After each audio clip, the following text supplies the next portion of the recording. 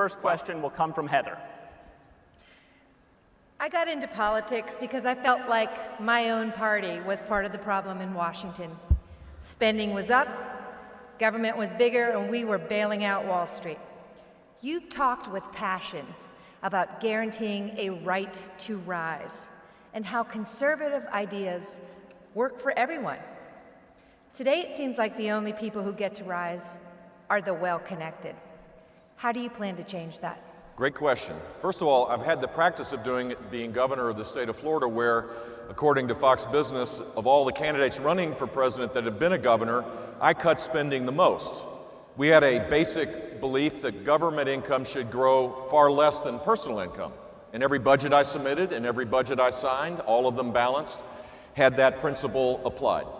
So at the end of 8 years, government was smaller as it related to the size and scope of people's income. We had $1,500 more money in people's pockets, families in Florida, because of that.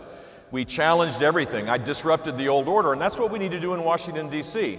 If you want to create an environment where people have a chance to rise up, you've got to deal with crony capitalism, the fact that everything's all lobbied up. A tax code now has so many expenditures and carve-outs and credits. We need a simple code. I've proposed this 10 days ago, a code that lowers the rates, the corporate rate to 20%, the lowest in the industrialized world instead of the highest, where we eliminate all of the deductions and carve-outs.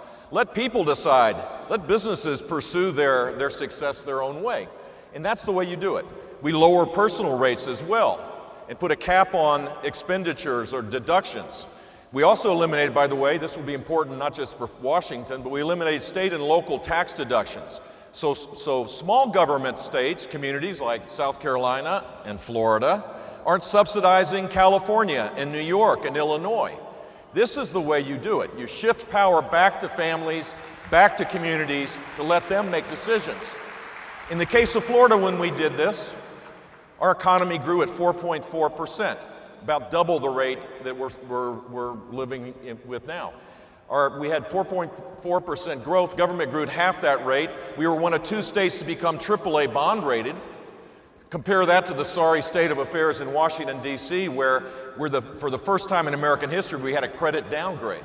You can do this if you're serious about applying conservative principles across the board, and that's what I did. I was a disruptor in Tallahassee, and I'll be a disruptor in Washington, D.C. We need a line item veto power for the government. They called me Vito Corleone when I was governor of Florida, for good reason, because I vetoed 2,500 separate line items in the budget, totaling $2 billion. We need to have a balanced budget amendment. Every time a lobbyist meets with an elected official in Washington, there ought to be, in 24 hours, there ought to be some notice of it. If an elected official doesn't show up to work, they ought to have their pay deducted like everybody else in America. You can change the culture, and then you can start fixing the big things that are holding us back. How we tax, how we regulate, embracing the energy revolution, fixing the things that will allow us to grow at a rate that will lift everybody's spirits.